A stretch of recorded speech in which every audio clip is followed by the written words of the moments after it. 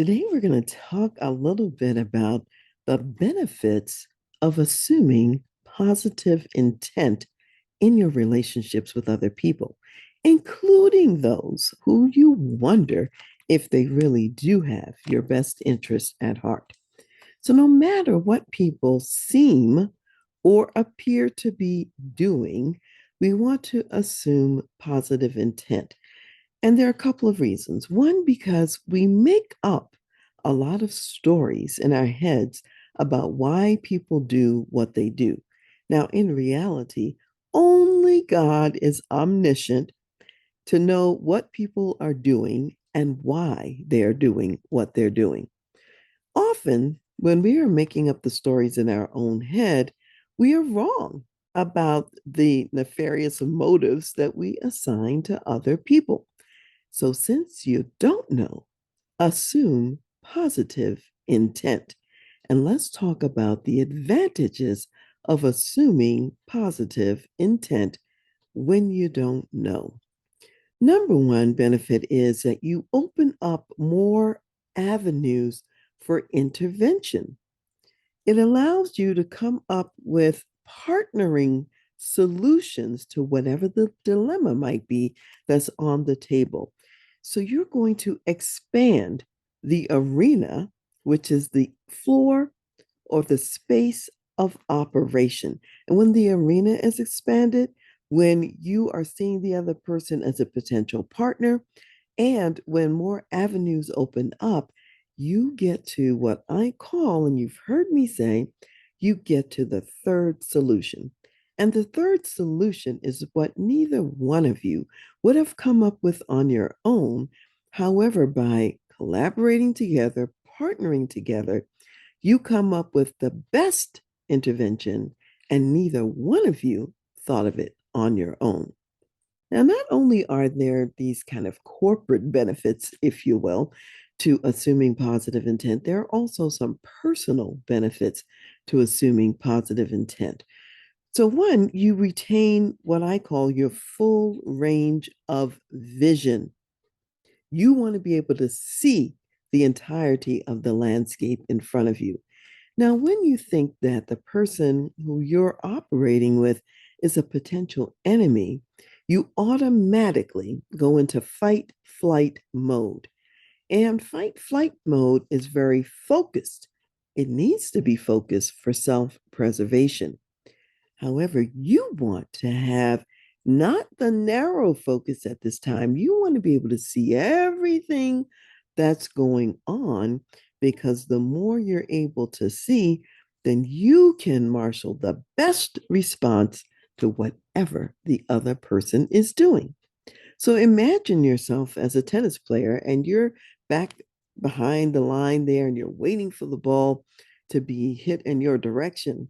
You might say to yourself, I know that this person knows I have a weak backhand.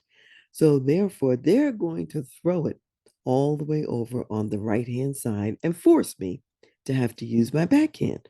Or you might say, I know that they know that my weakness is in this area.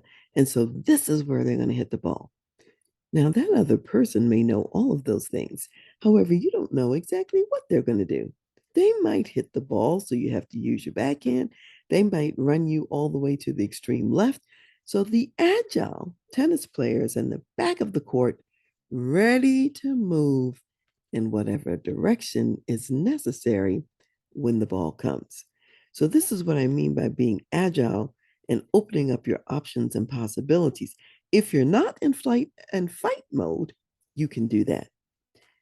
You also want to stay in your sweet spot of what I'll call calm, self control, and being able to fully exercise your personal proactive agency. That comes from being in a place where you're not rushed because you have maintained internal calm. You have maintained control over your own faculties, your own self. You don't need to control anyone else. However, if you control you and you're able then to proactively decide your next step, then you actually are influencing heavily what happens next. You lose ground when you're reactive. So you want to be ahead of the curve and maintain all of your faculties to be proactive. So when you're in that calm space, you also collect better data on what the other person is really doing. Yeah, you might assume that there's something negative going on, and that's an assumption until you have enough data to show that time and time again, this person has done harmful acts that really can be measured and really can be identified. So when you stay in the calm space, you will make better decisions. You will collect better data. Now, data over time is going to show you the patterns that are important to see in your relationship with this other person so that you can adjust accordingly. So, you want to operate on the basis of real data, not just prejudices that you might have against the person or any preconceived notions about what might be going on.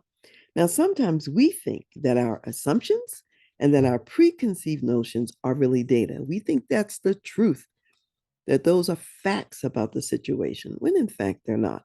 So sometimes it's useful to get perspective from wise others. So even when you believe you can say, I know they're out to get me, you want to counsel with another wise person, and you might ask them some questions. You might say, here's what's going on. I really believe that they have it in for me. They're out to get me. They're trying to get me fired. And what you want to listen for is ask the person, what else could account for this data picture that I've shown you?